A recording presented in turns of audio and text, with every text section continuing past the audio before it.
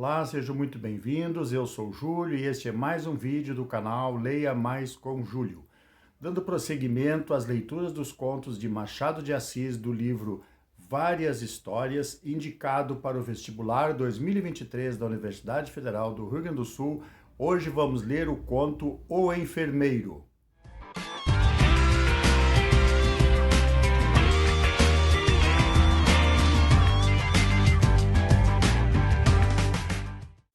O Enfermeiro, Machado de Assis. Parece-lhe então que o que se deu comigo em 1860 pode entrar numa página de livro? Vá que seja, com a condição única de que não há de divulgar nada antes da minha morte. Não esperará muito, pode ser que 8 dias, se não for menos, estou desenganado. Olhe, eu podia mesmo contar-lhe a minha vida inteira, em que há outras coisas interessantes, mas para isso era preciso tempo, ânimo e papel, e eu só tenho papel. O ânimo é frouxo e o tempo assemelha-se à lamparina de madrugada. Não tarda o sol do outro dia, um sol dos diabos, impenetrável como a vida. Adeus, meu caro senhor. Leia isto e queira-me bem. Perdoe-me o que lhe parecer mal, e não maltrate muito a arruda, se lhe não lhe cheira a rosas. Pediu-me um documento humano, ei-lo aqui. Não me peça também o império do grão-mogol, nem a fotografia dos macabeus. Peça, porém, os meus sapatos de defunto e não os dou a ninguém mais. Já sabe que foi em 1860. No ano anterior, ali pelo mês de agosto, tendo eu 42 anos, fiz-me teólogo. Quero dizer, copiava os estudos de teologia de um padre de Niterói, antigo companheiro de colégio, que assim me dava delicadamente casa, cama e mesa. Naquele mês de agosto de 1859, recebeu ele uma carta de um vigário de certa vila do interior, perguntando se conhecia pessoa entendida, discreta e paciente que quisesse ir servir de enfermeiro ao coronel Felisberto mediante um bom ordenado. O padre falou-me, aceitei com ambas as mãos. Estava já enfarado de copiar citações latinas e fórmulas eclesiásticas. Vim à corte despedir-me de um irmão e segui para a vila. Chegando à vila, tive más notícias do coronel. Era homem insuportável, estúrdio, exigente, ninguém o aturava, nem os próprios amigos. Gastava mais enfermeiros que remédios. A 2 deles quebrou a cara. Respondi que não tinha medo de gente sã, menos ainda de doentes. E depois de entender-me com o vigário, que me confirmou as notícias recebidas e me recomendou mansidão e caridade, segui para a residência do coronel. Achei-o na varanda da casa estirado numa cadeira, bufando muito. Não me recebeu mal. Começou por não dizer nada. Pôs em mim 2 olhos de gato que observa.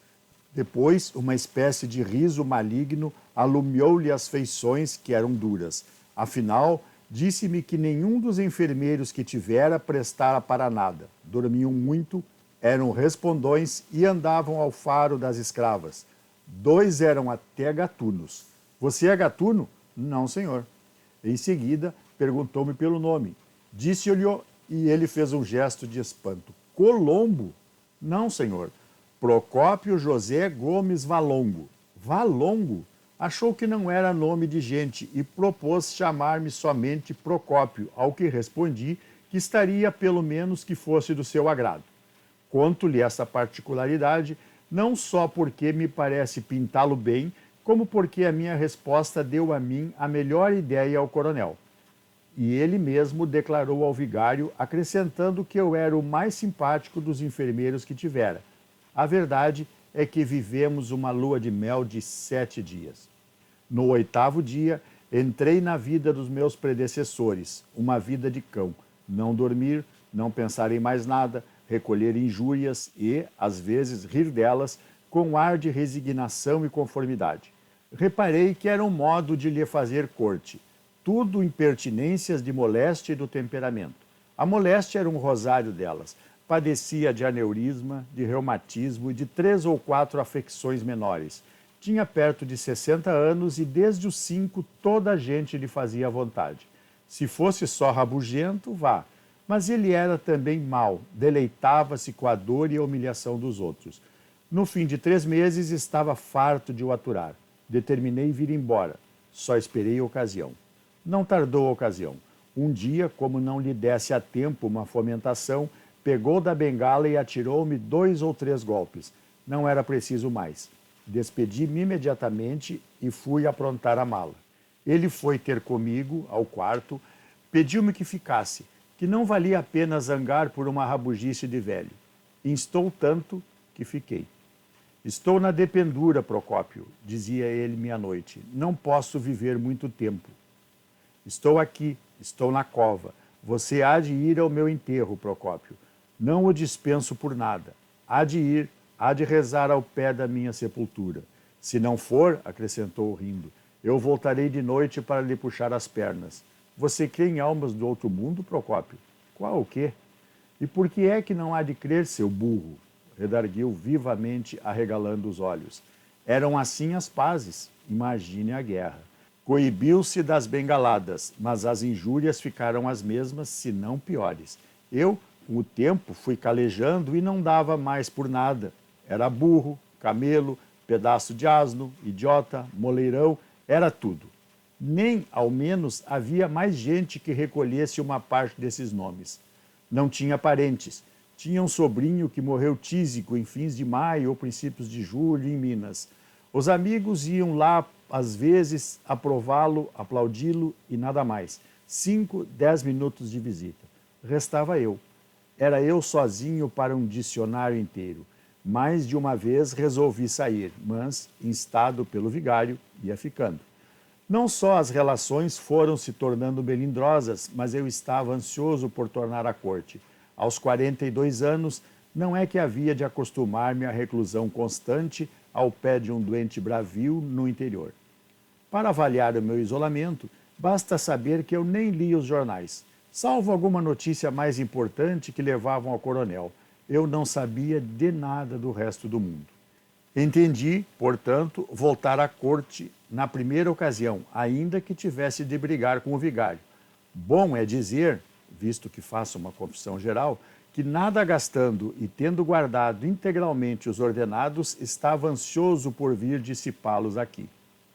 Era provável que a ocasião aparecesse. O coronel estava pior, fez testamento, descompondo o tabelião quase tanto quanto a mim. O trato era mais duro, os breves lapsos de sossego e brandura faziam-se raros. Já por esse tempo, tinha eu perdido a escassa dose de piedade que me fazia esquecer os excessos do doente. Trazia dentro de mim um fermento de ódio e aversão. No princípio de agosto, resolvi definitivamente sair.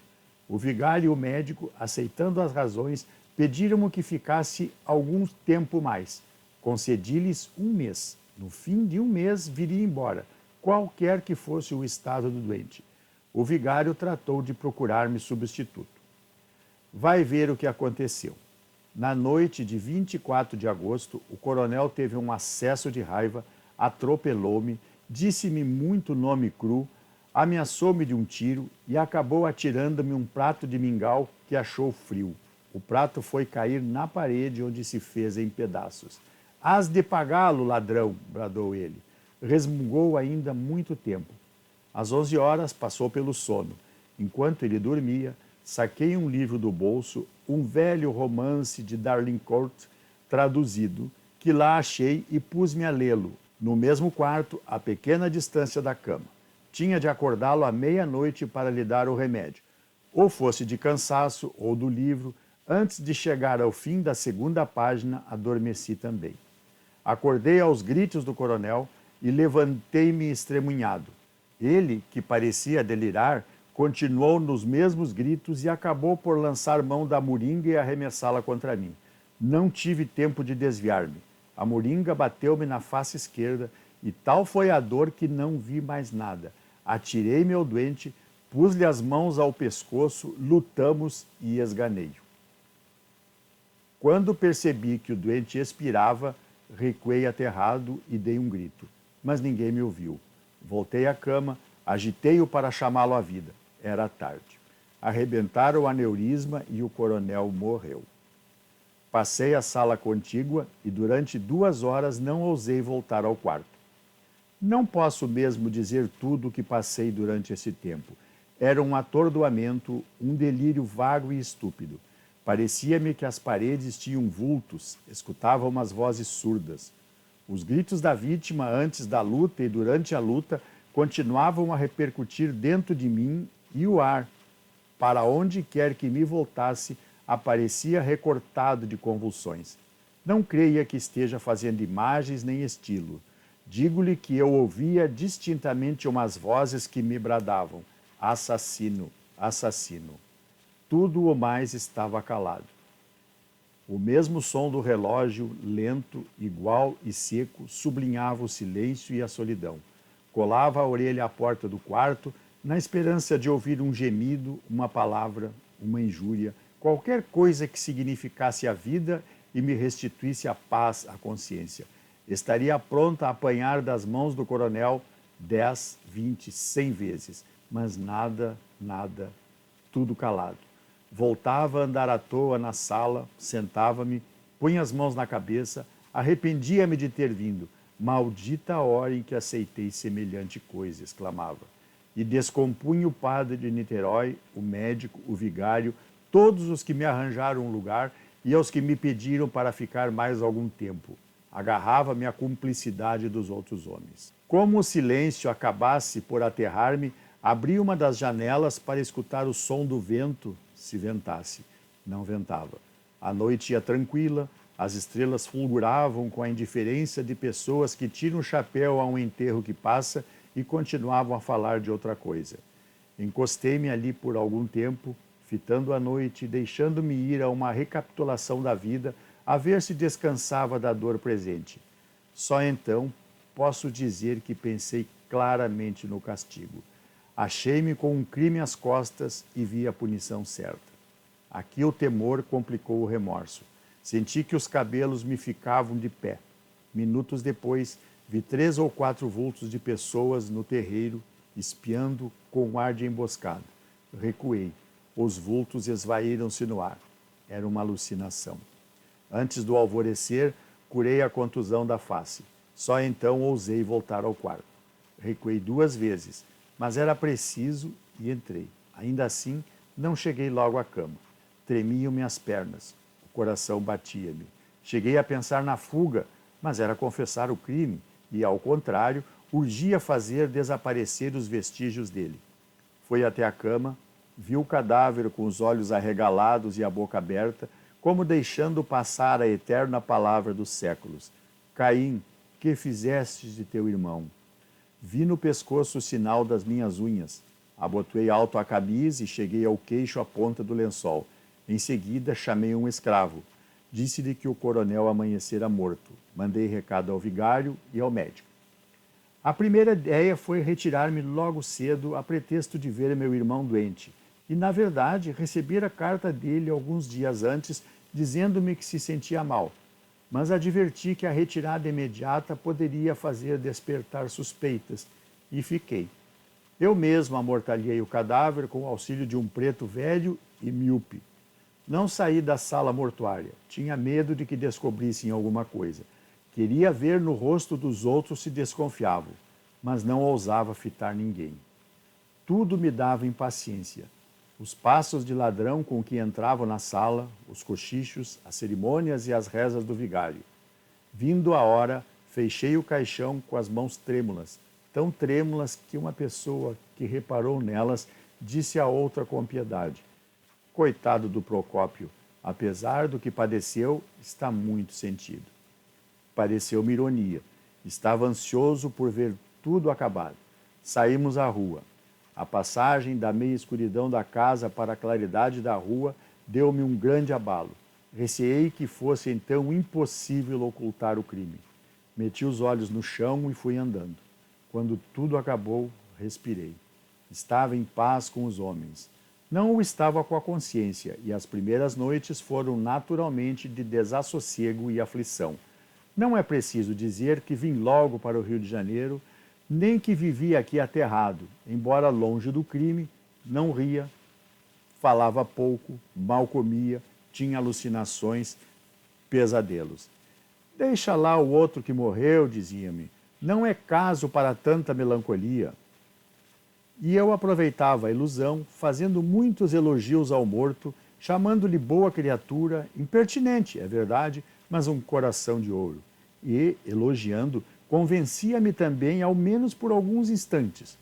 Outro fenômeno interessante que talvez lhe possa aproveitar é que, não sendo religioso, mandei dizer uma missa pelo eterno escâncio do coronel na Igreja do Sacramento. Não fiz convites, não disse nada a ninguém. Fui ouvi-la sozinho e estive de joelho todo o tempo persignando-me a miúdo. Dobrei a espórtula do padre e distribuí esmolas à porta. Tudo por intenção do finado.